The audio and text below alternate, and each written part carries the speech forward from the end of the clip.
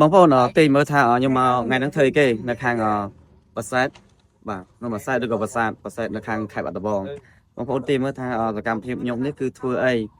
ខ្ញុំសូមsurpriseបងប្អូនសិនតែតានេះជូនថាទស្សនីយភាពមួយនេះបងប្អូននឹងជក់ចិត្តជាក់ជាមិនខាននិយាយមែនណាខ្ញុំនិយាយថាបងប្អូនតែឆ្ងល់ថាសឹមសវណ្ណរងសំដែងកន្លងមកសង្ស័យថត MV ឬក៏ការមែនតេអញ្ចឹងណាតែ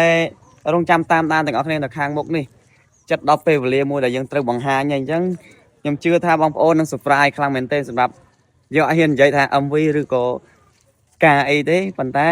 ចង់បងប្អូនទីថាខ្ញុំមកថតនៅក្នុងថ្ងៃនេះគឺជាអ្វីអញ្ចឹងបងប្អូនទីទាំងអស់គ្នាលេងទៅម្នាក់មួយទៅហើយធ្លាប់តែយើងធ្លាប់ពាក់បែបសម័យថត MV កាន់ក្បាលមីក្រូឡើងលើឆាកអញ្ចឹងណាតែថ្ងៃនេះផ្លែអារម្មណ៍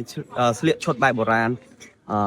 ពូជខ្មែរអង្គរកូនខ្មែរអង្គរគឺស្អាតហើយមកថតនៅស្រុកកំណាក់ខ្លួនឯងគឺខេត្តបាត់ដំបងផ្ទាល់អញ្ចឹងគឺមានអារម្មណ៍ថាសប្បាយចិត្តមែនទែនសប្បាយចិត្តហើយផ្លែអារម្មណ៍អញ្ចឹងបងប្អូនធ្លាប់តែឃើញសំខាន់រងស្លៀកពាក់បែបសម័យឥឡូវយើងមកបែបបុរាណម្ដងឲ្យផ្លែអារម្មណ៍អរគុណ